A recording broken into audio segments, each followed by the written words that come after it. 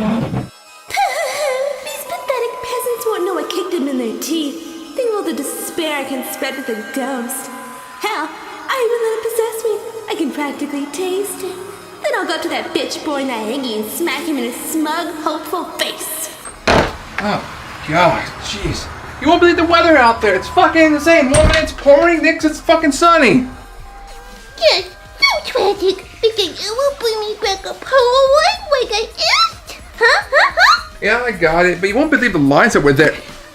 Thanks. Way to go now. Let's see what this ghost is packing. I would steal Rattleknot, honestly. Shh. You're gonna scare it away now. So shut up. I still say this is a bad idea. Someone's gonna get possessed. Someone got to, purchase an exorcism. Probably have to get a young priest and an old priest at that too.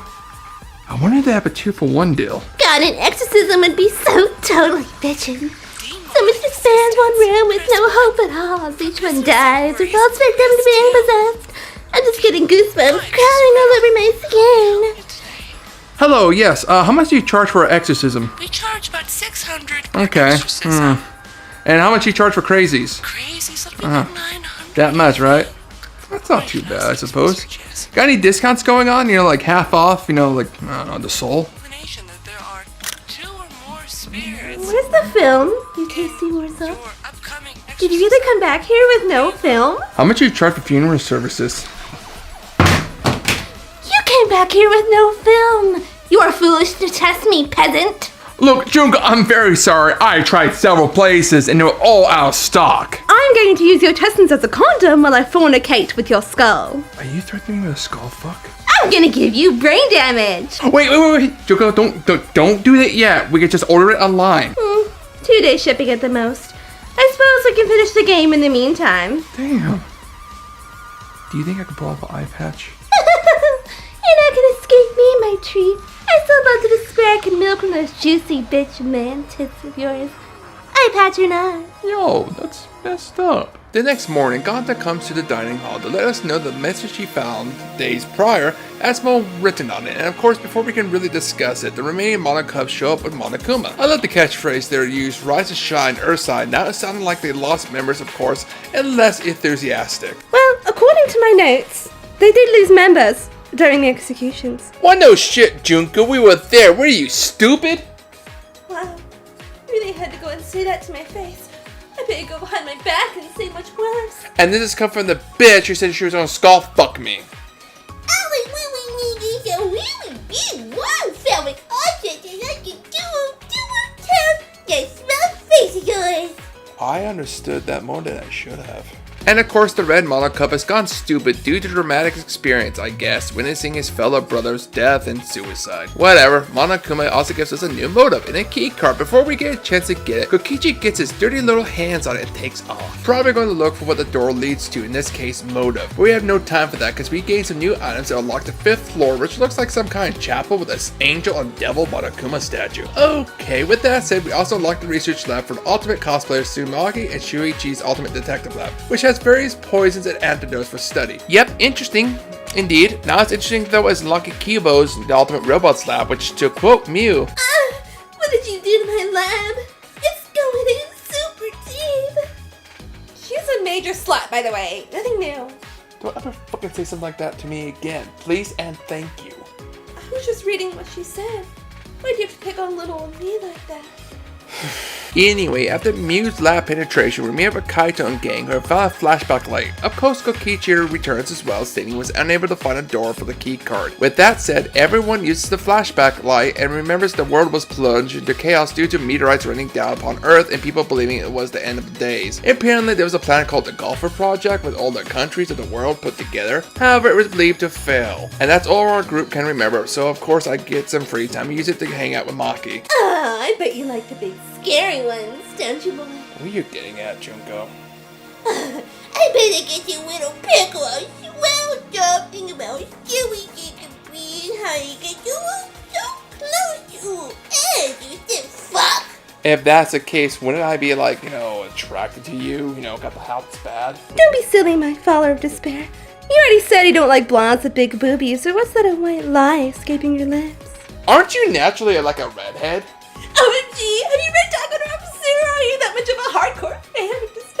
Not really. I mean, I've seen images and read synopsis online. They haven't officially translated to English, sadly. Oh, here I thought you were a real man and read it. There I go again, little me, thinking you cared at all. And I thought you couldn't insult me any further than you already have. But here we go. Yeah. So that night, we see the remaining Mana Cubs get freaky. Wait, aren't they siblings? What the hell? Forbidden lover fuckers! I can't deny that, damn. Well, the next morning, Kokichi just wants to continue the killing game. Gets punched by Kato because he's a little bitch boy. Miu then informs us just to relax and leave it to her to bring us to a world where we can be safe. That night, we meet with Maki and Kaito for exercise regimen, but instead sit around and talk about ourselves, learning a lot about Maki, being from an orphanage, etc., and how she became the ultimate assassin. Good character development. Anyway, after a few days of hangout events, etc., we finally get called to the computer lab where Miu has been spending all her free time these last few days. Apparently, she created a virtual world similar to Dot Hack or Sword Art Online. But our bodies will be asleep while our conscience enters the avatars in the virtual world. But somehow Monokuma placed a flashback light in the VR world that will show the fate of the outside world. Or some shit. So our remaining members of the killing game are gonna go brain dead of playing an online game through the use of VR. I mean, it would be the perfect time to commit a crime. So, who are you hoping to die now? Honestly, Kokichi, I fucking hate his guts. Even if he kills not a favorite of mine, I hope he gets executed during the trial. I knew I was hoping you would want to see a ghost, but you didn't know to bring me any food. You are big, any little fat man piece. God, you are really hurtful today, you know that? So Miu explains the two cords you need to plug into the right ports for conscience and yada yada. So obvious that someone is going to fuck it up, and now we're in the virtual world, old chibi-like and shit. I'm gonna hug Uwu and kiss Uwu and love Uwu forever and never lose Uwu up. I've lost a lot of cute pets this way. Anyway, Miu explains objects are unbreakable. Basically, any object that normally can break can't. She even programmed the world to have all dangerous items removed. All people's avatars have the same normal strength. Gotta use the only phone to exit out the stimulation, I mean VR. Goes over a map by the river where we can use a sign to cross. Kokichi takes off on his own. After the group arrives at the church, they all agree to split into groups to look for the flashback light Monokuma left. Obviously, as we explore, we hear a loud thud and they all agree to exit the VR world to stumble across a horrible sight.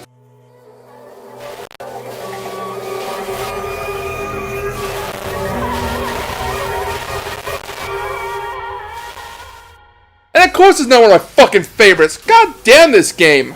Oh yeah, that's the shit I wanted. This bear just coming on out. Hey, Ghost, get in on this shit. Ghost? Oh, good visible bastard. Really, Junko, inviting the ghost to partake in my despair and suffering? Well, you have to be a little bitch. I mean, we could just see what this ghost has the balls to do possession. No, that girl's being teased. What am I even hearing? OMG, I had a great idea! Let's do a collective demon gathering. A what? Yeah, let's gather all the demons or ghosts here and see which one has the balls to do a possession. Great idea, right? I am way too sober for what I am hearing. So now we have to do an investigation, finding out Kaito was not in the VR world, but back at his dorm. Going in the VR world to gather clues like toilet paper that can never break, asking Red Monokuma could give us data about Miu's program, etc. With all the clues, we can head to the trial yet again. Ain't you gonna talk about how you were down bad for this stupid statue? I skip it for now, okay? Get off my back, fuck! So the trial begins, and well, Monokuma just doesn't give a fuck. He's tired and depressed and hell. No motivation, I guess. Anyway, make some arguments, play some mini games that, come down to who killed who and how. Of course, everybody blames Kaito, but we learned very quickly that someone with a cell phone could have logged him out. Discuss how Miu's avatar was considered an object, and that's why she could pass the black border. In fact, the two halves of the map are in reverse. Apparently, even Miu was planning to kill Kokichi, even programming his avatar to freeze up if she made physical contact with him. Kokichi knew what she was planning, and even got Ganta involved because he showed him the flashback light. And you guessed it, Ganta confuses ports when connected to the VR device because he uses the opposite hand to eat. A detective, Mini Hitler, and a robot fight a cosplayer, an astronaut, and an assassin over whether the Hulk, if he liked insects, strangled female Thomas Edison with toilet paper. Wait, what? Well, that describes the case perfectly. I was reading a comment by a YouTube user named RedTheGeek2063. I mean, that is what happened. That's a perfect analogy. It was a wizard, but I was able to read it perfectly. I mean, he fucking killed it with toilet paper. What a fucking Chad. I mean, to strangle someone with an everyday item that will tear or break and watch the life slowly fade with their eyes. It's a dream come true. Oh, let's not forget about apparently the girl Monokuma is fucking pregnant by her brother, and Monokuma just spaces out in complete denial except his kid's bang. God damn this game. Right. Kaido still tries to defend Gonta, but challenging us to argument. We are victorious. Gonta becomes very upset due to not understanding how he could have done it. Man, this is sad and messed up. It wasn't him. It was his avatar running amok, all because of what the flashback light showed him. We finally explained to Gonta the full details of how his avatar killed Mew. The case began last night. After being convinced by Mew, we all logged into the virtual world. To log in, you have to plug the memory and consciousness cords into the device.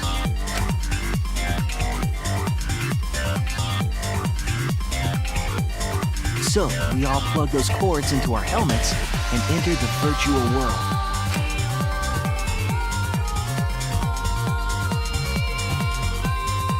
But the culprit had accidentally plugged their cords into the wrong ports. Because of this, a connection error occurred between the culprit's brain and their avatar. As a result, the culprit would forget everything that happened in the virtual world.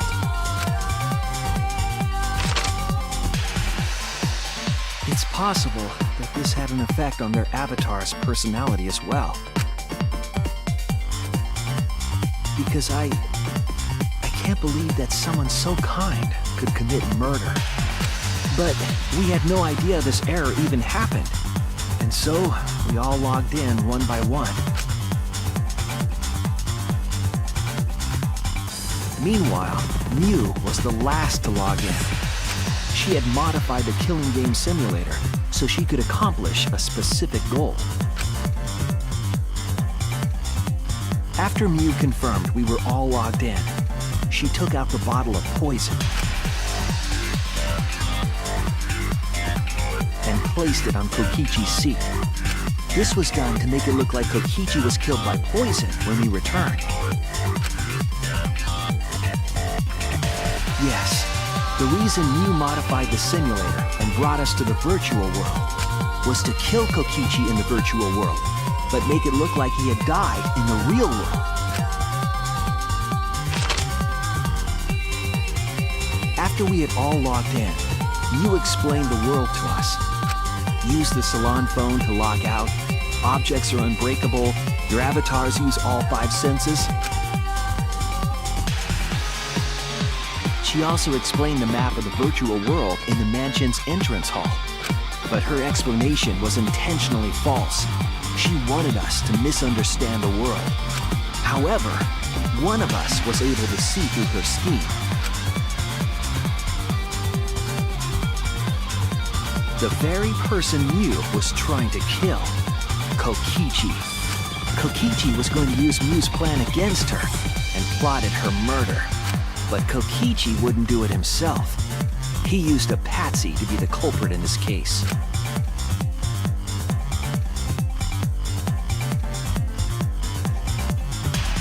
Kokichi was tight-lipped about the motive, so I don't know why the culprit agreed. But it seems as though right after logging in, when Kokichi and the culprit went outside, they were already working together to execute the murder.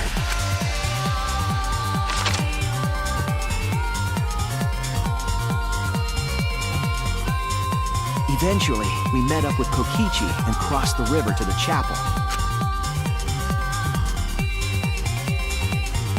Mew had us split up to try to find some secret of the outside world. Kaito, Kokichi, Gonta, Tsumugi, and I investigated the mansion, while Maki, Himiko, Kibo, and Mew investigated the chapel. Splitting us up was also part of Mew's plan. At the chapel, Mew told Maki that she was going to look around outside. She chased after our group while we were heading toward the mansion.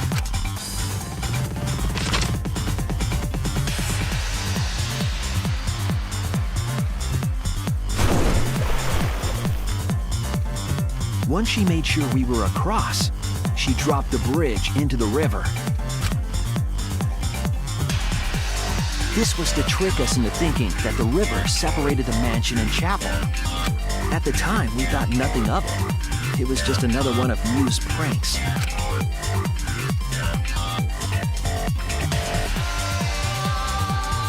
That's why we continued with the original plan to find the secret of the outside world. We went to the mansion and split up to look for clues. Kokichi searched the salon. Kaito searched the roof. Tsumugi searched the dining room. I searched the kitchen. And finally, the culprit searched outside the mansion.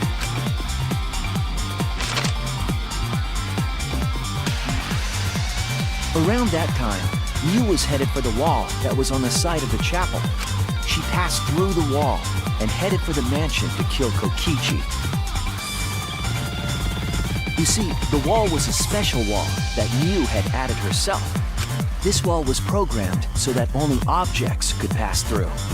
And Mew had changed her avatar settings from human to object. That was the hidden route she prepared for herself. She set up a wall that only she could pass through. Mew headed toward the mansion, but she was seen by Tsumugi on the way.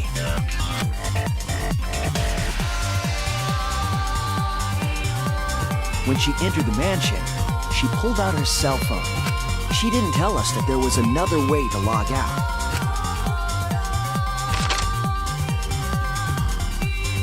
Then, she spoke a name into the phone, which forced that person to log out. It was Kaito who was on the roof at the time, the same roof where Kokichi and Mew were going to meet. By having Kaito search the roof and then forcing him to log out, she was making him look the most suspicious, but her plan didn't go smooth.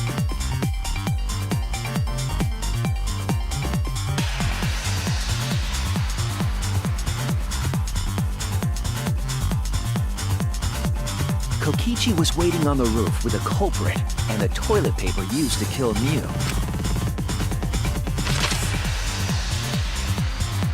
While Mew was distracted by Kokichi, the culprit snuck up from behind.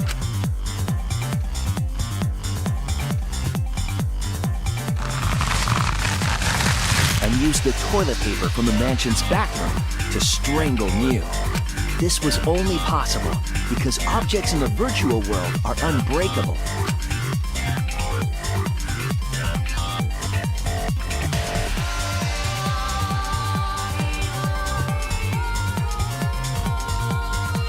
Mew's avatar was strangled to death, and the shock killed Mew in the real world.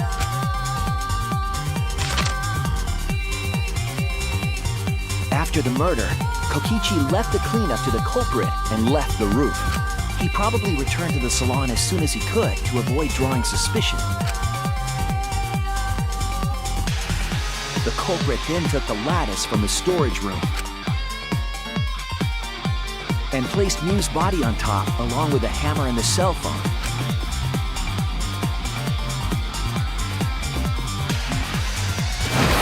The culprit heaved the lattice over the railing and forcefully slid it down the roof slope.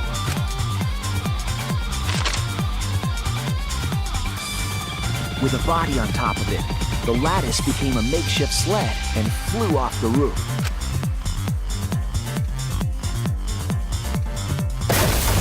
It went through the wall that only objects can pass through before crashing into the chapel. That was the crashing sound that Kibo heard in the chapel and we heard in the mansion. Mew's wall hid the fact that the mansion and chapel were actually right next to each other. That's why Tsumugi and I were able to hear the crash from the mansion. As the final step, the culprit had to then get off the roof. Because we were at the mansion, they couldn't take the stairs or they'd be seen. So they used the toilet paper again to escape from the rooftop.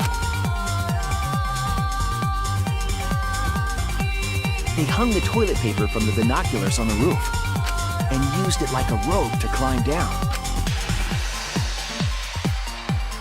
Once the culprit was safely on the ground, they pulled at the toilet paper to retrieve it. They would have returned it to the bathroom, but they ran into us as we were leaving the mansion. In a panic, the culprit tossed the toilet paper somewhere nearby.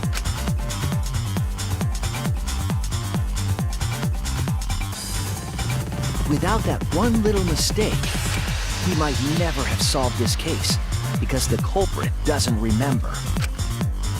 Man, I'm sad now again. Yes, manifest are my tastiest treat. I can practically taste it. I'm so edging right now. I'm really getting fed up with you getting so much enjoyment out of my characters being killed off or executed. Your point being, dum-dum? Dum-dum? You're a cock-juggling thunder cunt! Why would you fucking call me that? I really couldn't think of a better insult. You think so little of me, you couldn't think of anything better. I really am a heaping pile of trash, aren't I? What is even going on? How did you turn this against me? So Gauntless Punishment is here, and so is Monofane's baby. And poor Monokuma is so fucking done with it.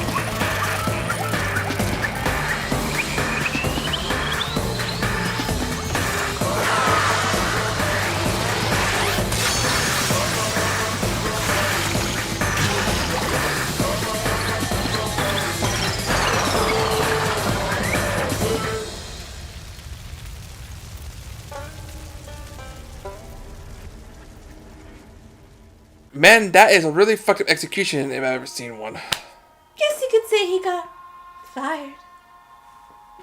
He got penetrated real deep, too.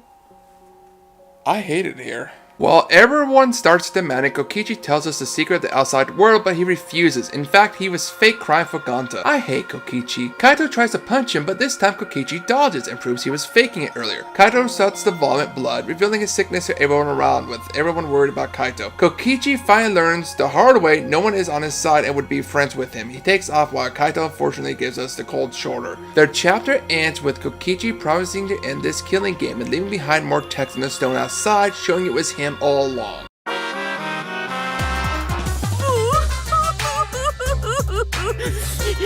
My adorable mono hubs.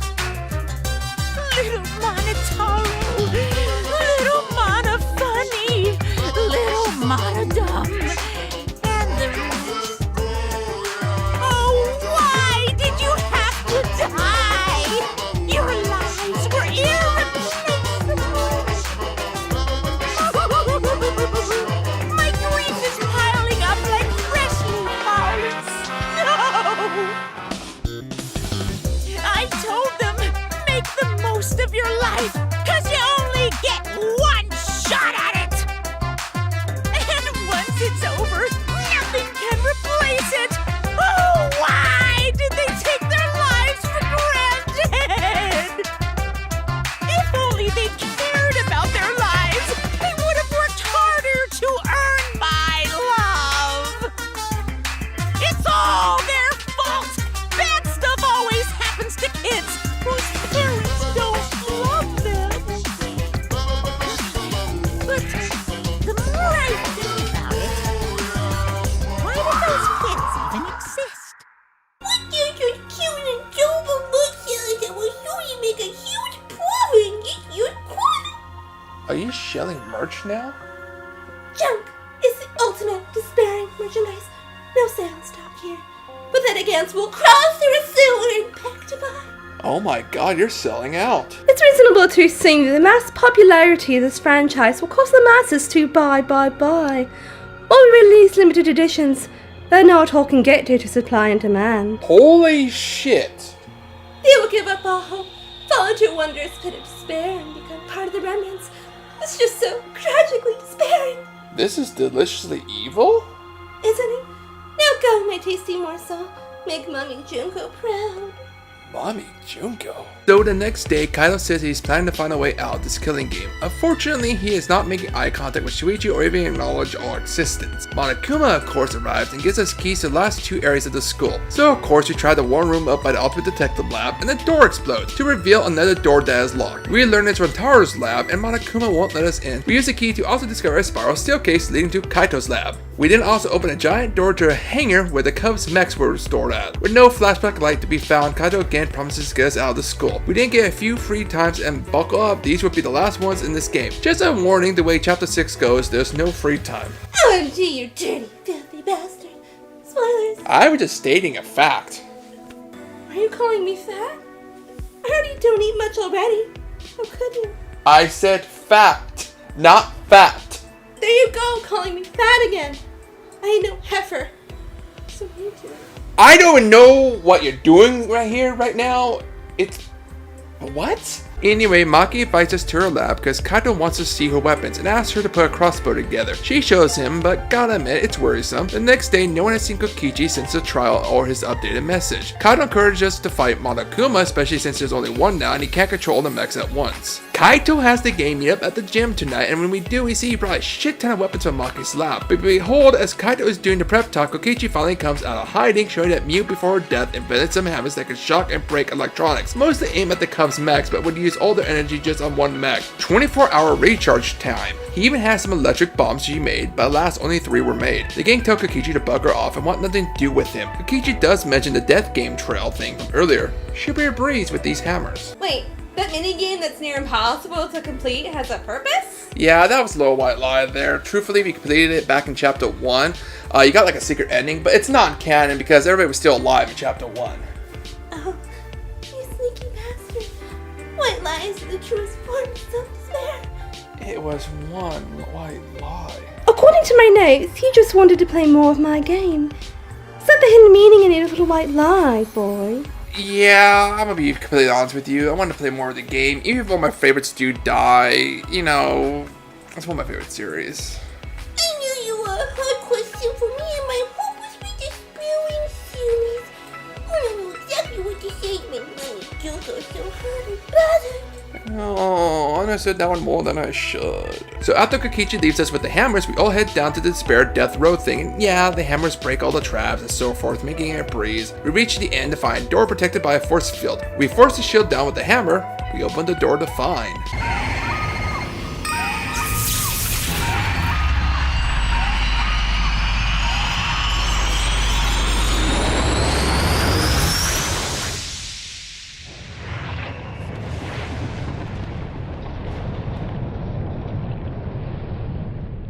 what the fuck? So we pass out and Kokichi closes the door with the keycard he took from the last chapter. Kokichi then explains the truth of the outside world, what Ganta's avatar saw, and what we just witnessed now.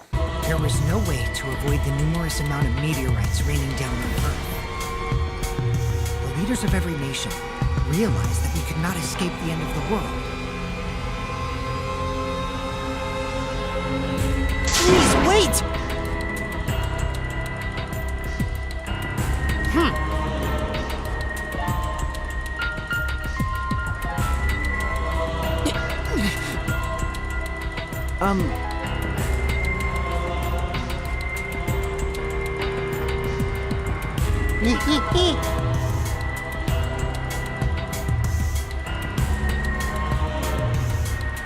The leaders of every nation wanted to prevent the extinction of the human race. So they decided to implement a plan. The Gopher Project. A plan to place talented humans in a spaceship in order to help them escape the world's end. so that they may find another planet where they can preserve humankind. The Gopher Project wasn't implemented to save the human race, but rather to salvage the human race. 16 young and talented high schoolers were chosen for the Gopher Project. These Adams and Eves of the New World were known as the Ultimate Students. But the 16 students refused to partake in this plan. Well, it's obvious why they wouldn't. Surviving alone, family and friends left behind to die? That's just hell right there. So then, the 16 students decided to flee from the project. They erased their memories to forget their ultimate talents, to become normal students.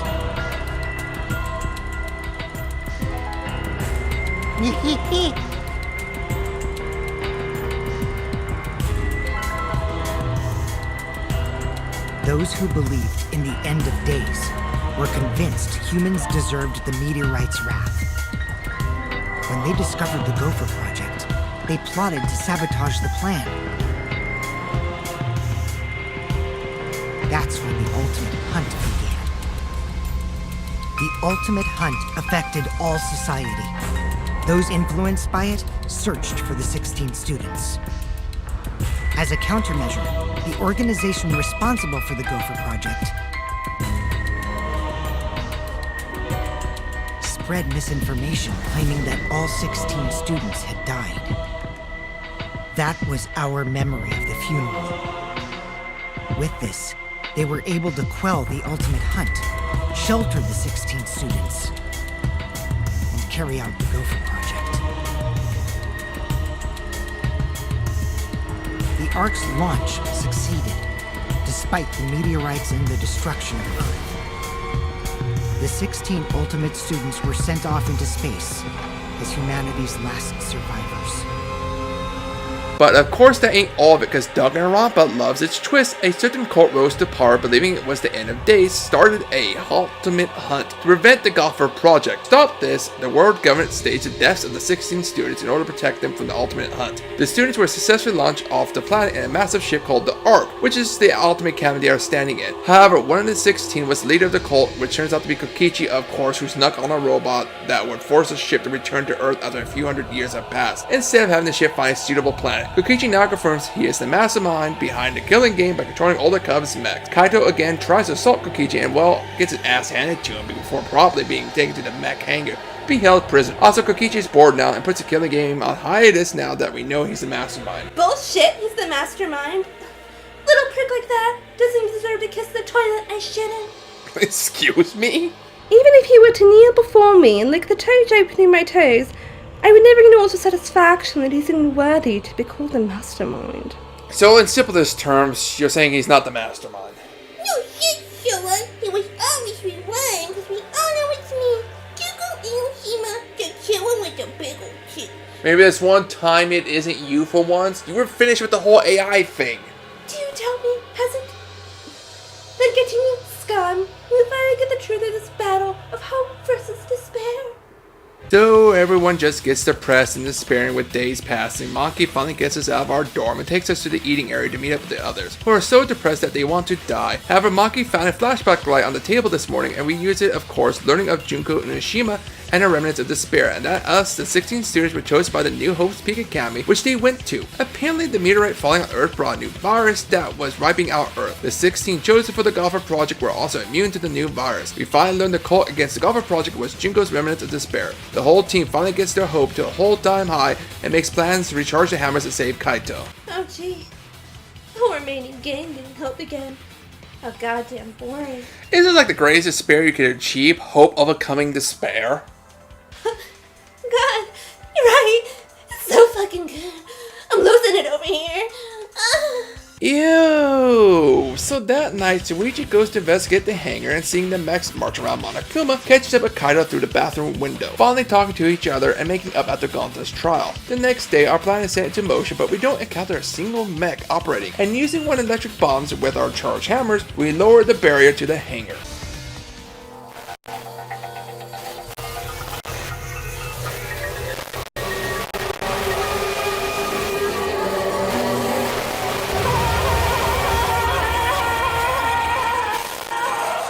and the body has been found announcement commences. This would be upsetting me, however this murder is weird because Monokuma is unaware of who was killed, even if evidence points towards Kaito being crushed due to his jacket sticking out. Kokichi is nowhere to be found, especially since he is the mastermind, supposedly. Even when we gather clues, we find Kokichi's damaged jacket in the toilet and whatnot. We can't even verify the body that was crushed due to the machine being broken. Maki is so determined it was Kokichi even though evidence supports both people could have been the victim. Well, clues are gathered and a trial has to happen, right? I swear you just like to keep coming here to get your rocks off on sexy Monokuma. Hey, I wasn't even going to mention him till you said something. Now, so good job, Junko. I'm horny. Anyway, so Monokuma insists that he doesn't know who the Darken is or who died. Maki still believes Monokuma is behind it, or should I say Kokichi. In fact, even with evidence saying Kokichi is the victim, Monokuma brings forth one of the mechs with supposedly Kaito driving it. Or is it Kokichi? Honestly, it's hard to tell because apparently the mech has a voice changer, and they go back and forth. Maki still believes it's Kokichi, by the way. We then, with some help of Psych Taxi and other minigames, learned that using her electric hammer, Maki managed to sneak into the hangar after stealing a mech.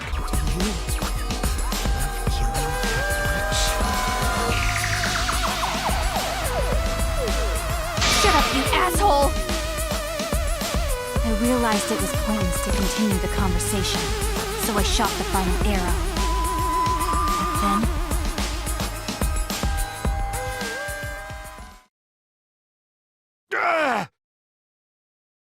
What? Like Orangy, he shot him and Kaito and poisoned him. What a goddamn thing! He's a beautiful goodness, and when Kokichi and Kaito spit water, well they can still get the cummy wummies out. Wait, like a goddamn pig? A threesome involving a woman and another male. The woman gets fucked from behind by sucking off the other male. I don't need a definition of damn spit roast. And why would you say Maki would fucking do that? I want to get my ass on my throat to that stupid bitch Kokichi. Oh, come on. You know when I give him just a little bit of that throat. Oh, hell no. You shut your fucking mouth, you stupid piggly bitch. I would never ever do that. It's so messed up, man. I bet you'd let me get spirits of my Latin kings just like that, wouldn't you? Yeah, probably. You're an asshole. Maki believes when she hurried back to give Kaito the only antidote through the bathroom window, Kokichi sucker punched Kaito and drank it for himself. Maki tried to get back into the hangar, but the door was locked already with an electro barrier up. Maki believes she killed Kaito and we have to have armament to break her defenses down and try to win her towards all views. We determined that Kokichi didn't drink the antidote and that it was part of his plans to make an unsolvable murder that would end the killing game. Through a closing argument, we solved the case. Let's go over the trick that Kokichi and the culprit created together. Last night, Kibo saw Himiko from the window of his lab. She was carrying a black case and heading to the Exisal hangar. When she reached the hangar, she handed the case to someone through the bathroom window. That someone is the culprit of this case. Locked in the bathroom, the culprit had asked Himiko to bring them a certain weapon. A disassembled crossbow from Maki's lab. The culprit was going to use the crossbow to challenge Kokichi to a fight.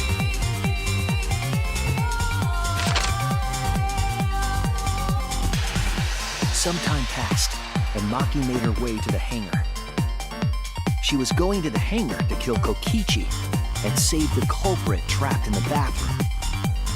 However, the hangar had an electric barrier preventing her from entering. Fortunately for her, she had an electro hammer to get around the barrier, in a way.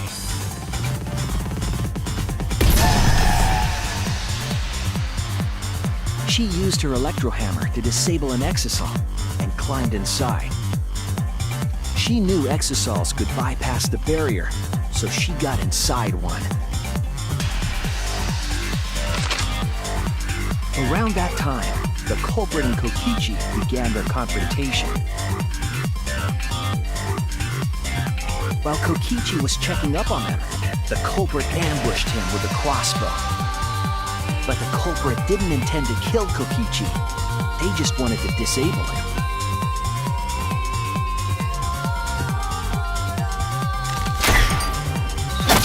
That's why the culprit aimed for Kokichi's right arm. If they really wanted to kill him, they would have shot him in his vitals. Kokichi reeled from the arrow, and the culprit jumped on him immediately. He didn't want Kokichi to have the chance to summon an exasol with a remote. While they were fighting, something happened that caught them both off guard.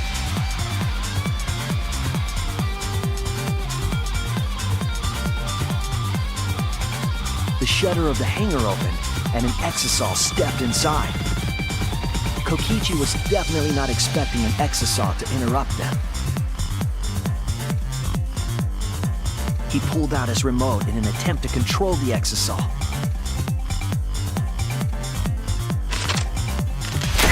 But Maki leaped out of the cockpit and shot Kokichi with her crossbow.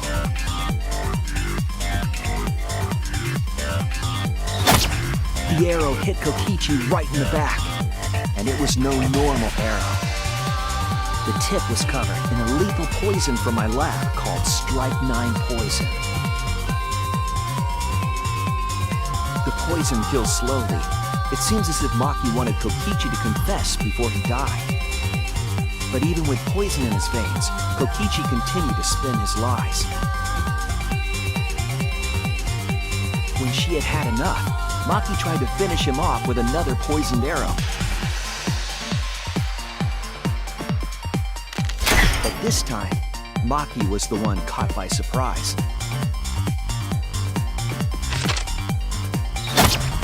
To keep Maki from becoming the Blackman, the culprit used their body to shield Kokichi. The culprit's left arm was struck by a poison arrow.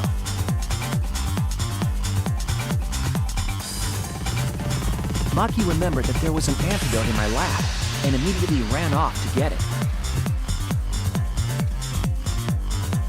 The Strike 9 poison slowly circulated through their systems and would soon kill them both. But in that desperate situation, Kokichi thought up a clever lie. He incorporated this unforeseen event into his plan to help him win the killing game. Or should I say, help him defeat Monokuma. That was Kokichi's true objective. It's why he claimed to be the mastermind.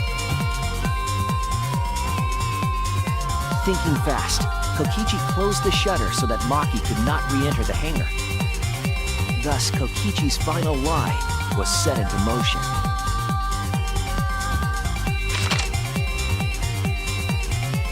When Maki returned with the antidote, she couldn't get back inside the hangar. So she went around to the hangar bathroom and passed the antidote through the window.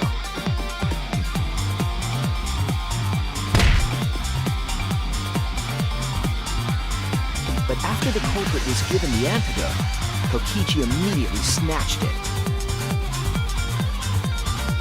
Kokichi drank down all of the antidote while the culprit and Maki watched in horror. Maki must have been panicking, thinking the only antidote was now gone. She believed that the culprit was going to die from her own poisoned arrow.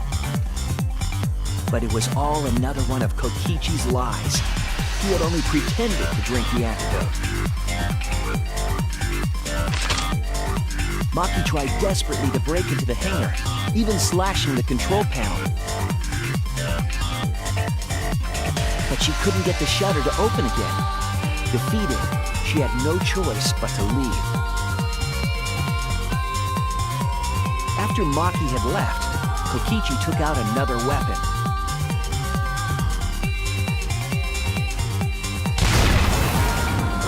An electrobomb, capable of disabling communication devices for hours. Kokichi's plan was to use an electrobomb to knock out Monokuma's surveillance cameras. That was why he commissioned Mew to make the bombs in the first place.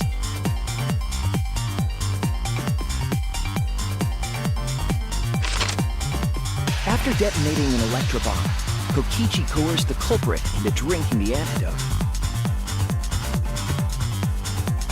In exchange for the antidote, Kokichi asked the culprit to cooperate with his plan. Kokichi needed to work with the culprit to execute his final lie. Under normal circumstances, the culprit would never have agreed to such a plan. But because the culprit owed him for saving their life, they agreed to Kokichi's request. Request is a generous term. It was more like blackmail. In any case, the two were now working together as accomplices in an insane plan. There was a lot to prepare and not a lot of time. They had to work fast. If Kokichi died from the Strychnine poison, the whole plan would be ruined. After fabricating the scene in the bathroom, the culprit dragged Kokichi to the hydraulic press. This is how the swipe pattern bloodstain from the bathroom to the press was created. Kokichi, with the support of the culprit, stood in front of the press's control panel. The two of them were finally ready to execute the insane lie. While Kokichi was setting up the video camera near the hydraulic press's control panel, the culprit laid face up inside the press, draping their coat over their shoulders. Then, Kokichi activated the press and the camera's record button at the same time.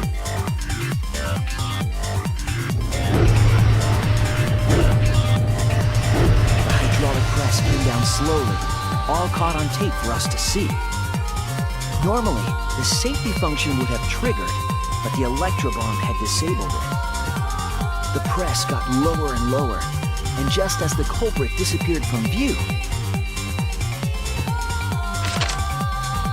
Kokichi pressed the force stop button and the camera's pause button simultaneously.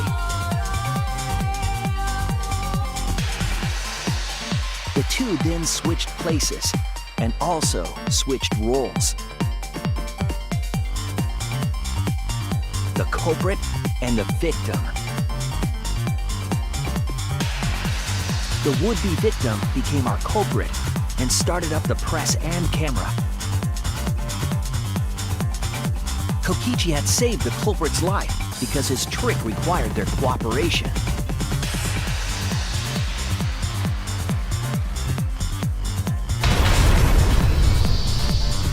He wanted to win the killing game, even if it meant dying himself.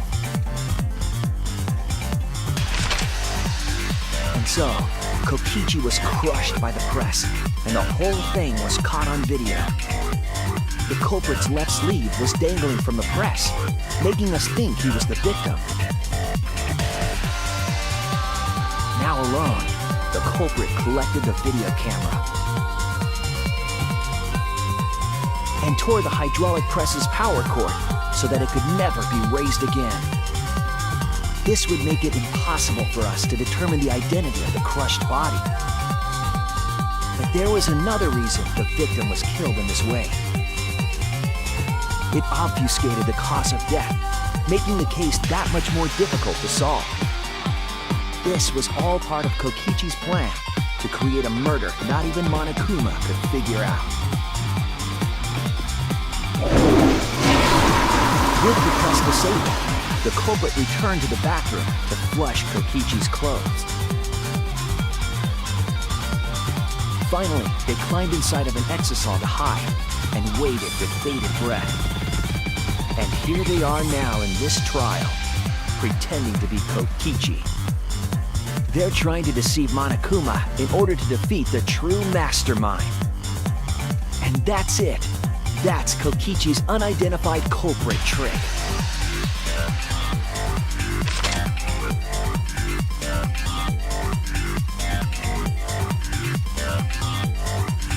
The culprit is in that exisal. It's you, isn't it? Kaito Momota, the ultimate astronaut. And with that, we terminates Kaito in the mech. In fact, Shuichi starts to lie and take back his argument to have us vote wrong so everybody gets executed. But Kaito steps out and saves us from a grave mistake. We learn that Kokichi isn't even a remnant of Despair or the mastermind at all. Daddy is here. There's only one other fucking actor. Right, so he was pretending and keeping tabs on Monokuma.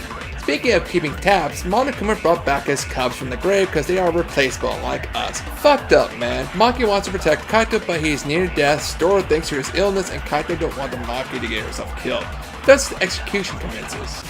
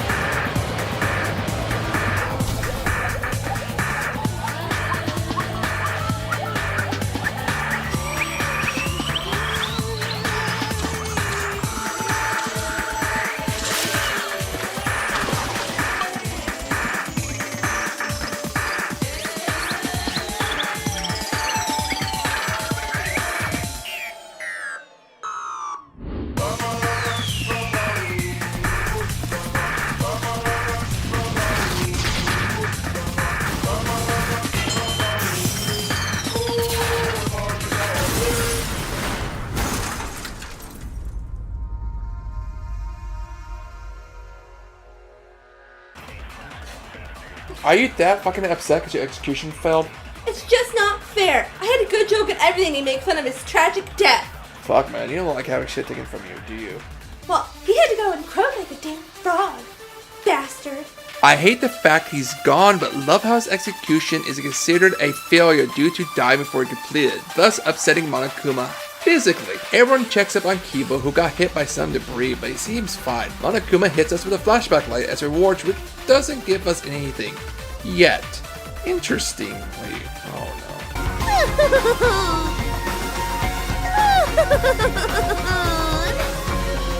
Such despair. How is this even possible? Your AI was destroyed, and any form of your brainwashing video is gone! Aw, is the weirdo beach boy having a beach fit? Grow up! This doesn't make any sense. There's no way you can still be there. And why is that? Do you not want it to be me? Am I that hated? It's just, how do I put it? It's like if the ghost went off camera and replaced all my furniture. Oh my god, the ghost got you a personal collection of manga! Fucking bitchin'. No. I don't like this one little bit. It's so subtle. The film should be set here anytime you want to meet this friendly ghost. Why? We obviously got its fucking attention and it's rearranging furniture like a damn sim game. So why even bother? We must enslave this ghost to our will, like a Pokemon. What the fuck? Is this turning you on? God, yes. Being in control of something in the spiritual realm gets me so hot and bothered. We can totally work with this here.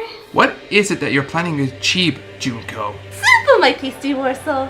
Despair. The ghost at my every command, like a good pet. I can fuck shit up, plainly put it. We really shouldn't fuck with a ghost. Oh, stop being such a little bitch, boy. Finish the game now. Finish it so we can get the film to make our new wiki. God, I can't believe I'm asking for Kari to come back. My life sucks.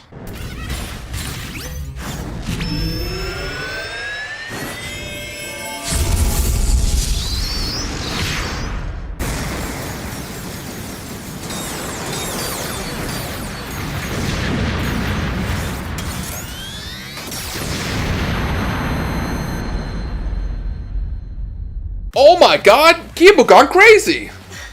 Why did that twat robot have to do this?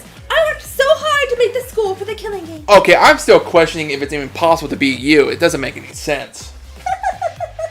Don't worry, Tree.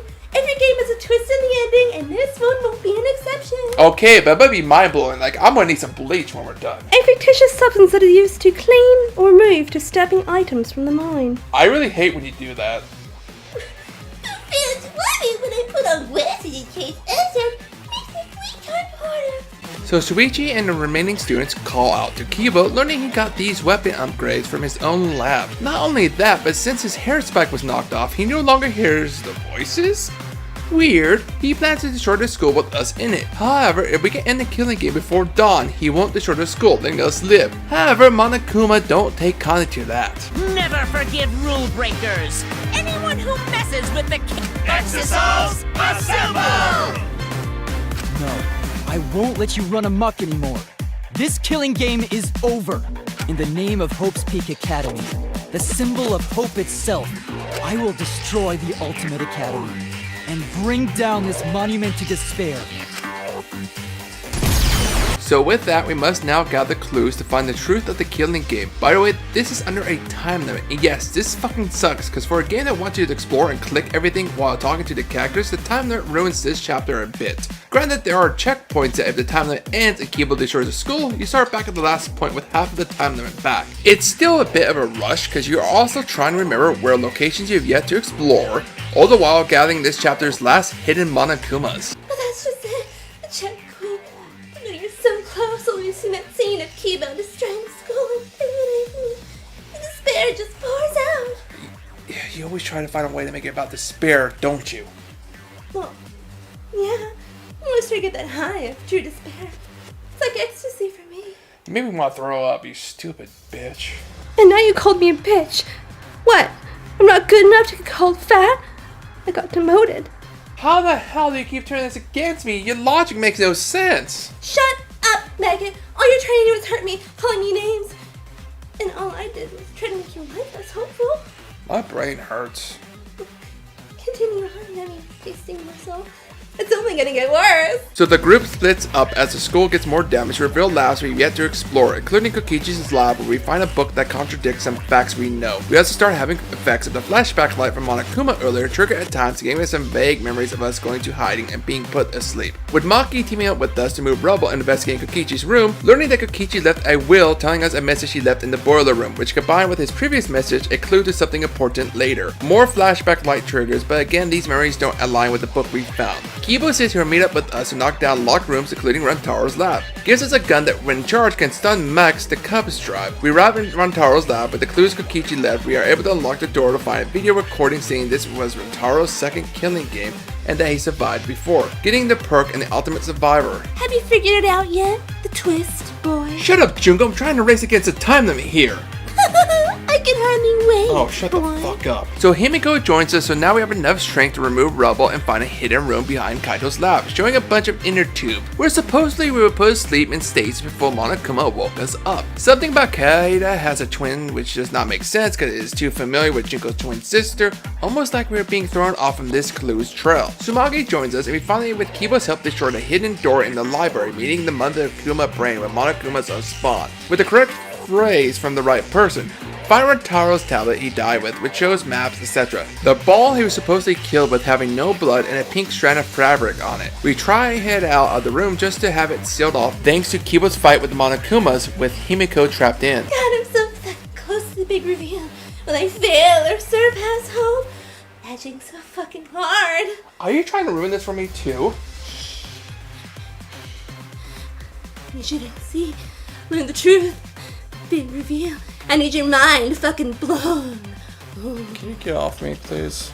Kibo mentions he caused a hole in one of the classrooms and saw something strange. There we find a machine that creates flashback lights and has memories of different choices and whatnot to make them. Wait, so are all these memories false memories? No fucking way, the flashback light is just injecting them with fake memories? Is this the twist you were getting off about? Please, this is just a minor plot in it. This was just a full way to the real package deal. No discounts here, silly.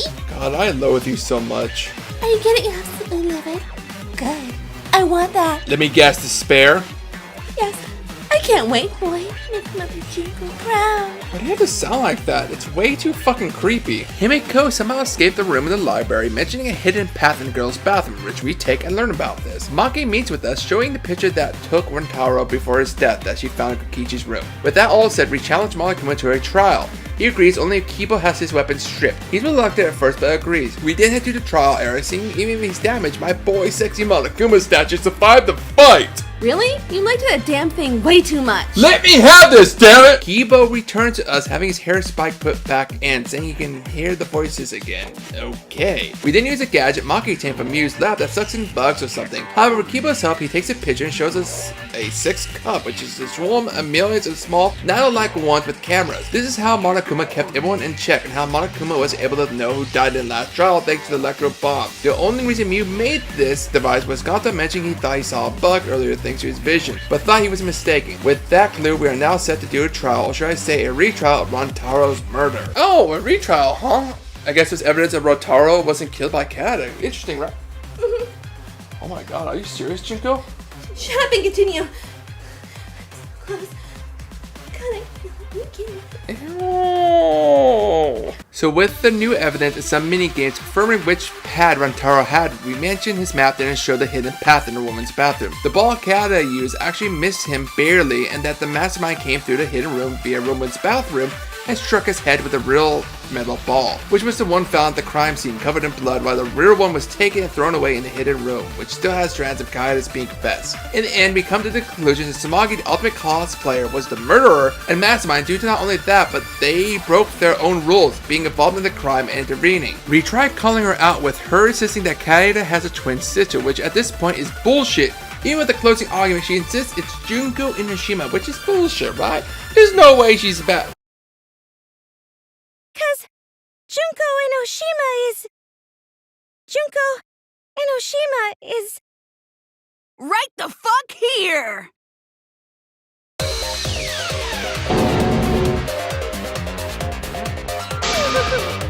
sorry to keep you waiting. Even if nobody was waiting. Even if it makes you go, what? Again? The Diva of Despair takes the stage once more. Junko Enoshima, the 53rd. No the fuck way! Oh, fuck yeah. It's always me. Dude, you're burning through your panties, aren't you? Joke's on you. I'm not wearing any. Oh man, my poor floor. Oh, you're so goddamn gullible. Of course I'm wearing panties. Some really cute ones, too. Would you like to see my panties, boy? No. Oh, it's a poor little boy getting a mutual chum. You're a real pervert, don't you know? You're going to sneak him too, Japan. There's shame, yes. You're such a nerdy pervert. You disgust me more so. So in this fucked twist, we learned that Tsumagi can literally cosplay any character in the franchise because guess what? Breaking the goddamn fourth wall, we learned this killing game is the 53rd of a reality show that's based on Danganronpa, and the participants volunteer for it and have their minds erased and given new memories. Love the joke of all the sequels after the third game. In fact, Kibo is a walking, talking camera, and the voices he hears are people voting or talking about who they want to live or die, etc. In fact, the whole world being destroyed was just a lie, and a set that Tsumagi set up at the end of the tunnel to fool us. It's horrible and fucked up. Because of this, everyone starts to fall into despair, which the worldwide audience is eating up. Kibo, however, takes over as our pro-tag, trying to push us towards hope. However, Tsumagi states the survivor of the killing game will have their mind erased and put in the next, just like Rontaro's was. He's even thought of a plot outline and shit. Between Kibo and I, which of us should get punished? What? This'll be a vote to determine how this story ends. So you guys have to decide whether this story ends in hope or despair. To end in hope? To end in despair? We decide? God damn, that is fucked. However, Shuichi overcomes his despair and tells Maki and Himiko trust him and choose not to vote. Even when the minigames start, we have not to do anything or play them, forces Tsumaki to get pissed at us for not playing this show. We get one last argument, which is slightly harder than the last few we've done, but basically we are trying to have Kibo remaining conscience to not make a vote. Tsumaki can't believe that the world chose to not have Kibo vote, but now the killing game and her show must come to an end.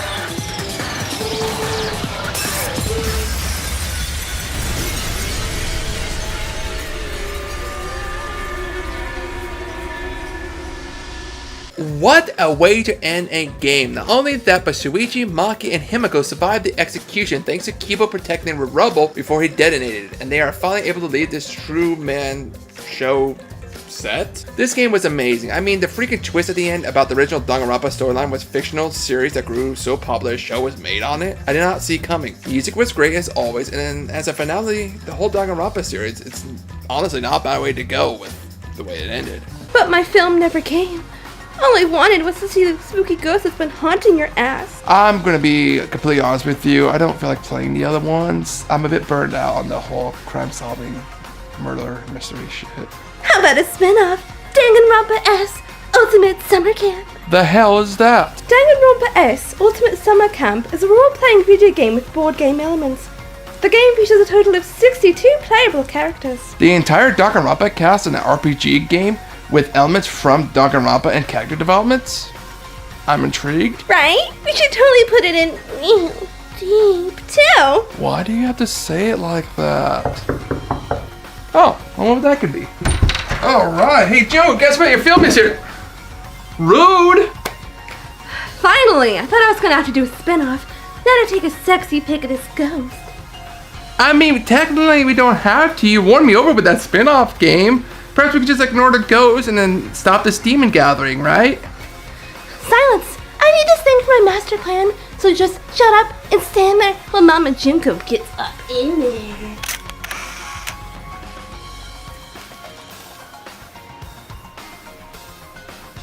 Oh, she looks cute and feisty. Wanna see? Junko! Junko! Oh shit.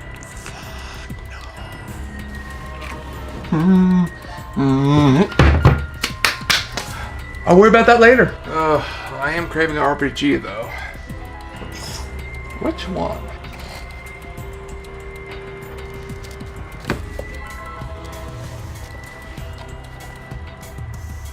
Ah, Xeno Saga. It's been a while since I played this one.